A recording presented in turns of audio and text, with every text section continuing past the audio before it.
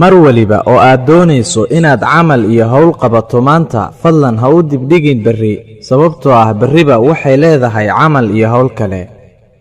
qofka uu bata hadalkiisu oo aanan xadidin maalayacnigiisa waxaa bata shallaygiisa. haddii hadalka khayr aanu ku jirin aamusnaanta ayuu khayrku ku jiraa.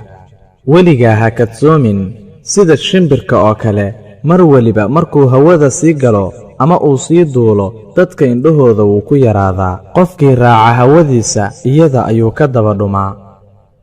waxaa wanaagsanaaday oo nasiib badan qof kasabkiisu wanaagsanaado, sirtiisa iyo gudihiisa hoosena wanaag ku haya, waxaa isaga ka muuqdana ay yihiin wax sharaf iyo wanaag leh, dadkana ka fogeeya shartiisa.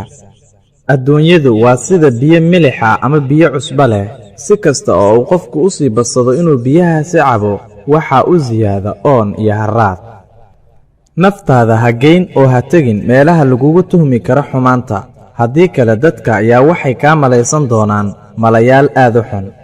qofka caafimaadkiisa iyo fursadihiisa iyo wakhtigiisoo idil ku dhumiya macsida iyo waxyaabaha ilaahay subxaanahu wa tacaala ka reebay wuxuu la mid yahay sida qof aabbihii uga tegay 1,000 diinaar oo uu markaana qofkii aabbihii lacagta uga tegay soo qaatay abeesooyin iyo dabaqaloocyo kadibna labada gees inta iska dhigay uu midba dhinac ka qaniinayo.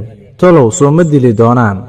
waxaa la yaab leh qofka iskibrinaya ee faanka badan sankana taagaya, midkaasi oo laga abuuray nudfa candhuuf yar kadibna noqon doona mayd layska aaso oo ciid hoosteed la geliyo, intaa kadibna aan garanayn waxa ku dhici doona.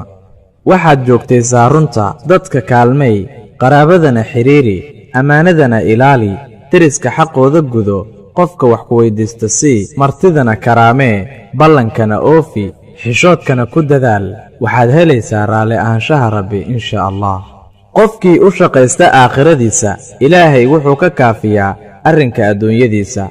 qofkii hagaajiya waxa u dhexeeya isaga iyo allah, allahna wuxuu hagaajiyaa waxa u dhexeeya isaga iyo dadka. qofkii hagaajiya sirtiisa iyo gudihiisa hoose, allah ayaa u qurxiya muuqiisa iyo calaaniyadiisa sare.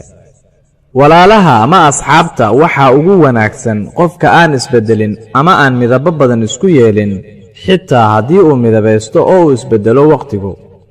wanaaji qofka ku wanaajiya, xitaa kan ku xumeeyo wanaaji. u dulqaado dhibka dadka kale, qofna weligaa ha ku been abuuran, qofku khiyaanayna ha khiyaanin, ammaanadana ehelkeeda u gud. markaas waxaad noolaanaysaa adigoo ah aamin oo nabad iyo degganaasho ku nool. qofka bini'aadamka waxaa loo yeelay 2 dhagood iyo 1 carrab oo keliya si uu u maqlo in ka badan waxa uu ku hadlayo. waxaa la yaab leh qof og inuu dhimanayo sidee buu geerida u hilmaamaa.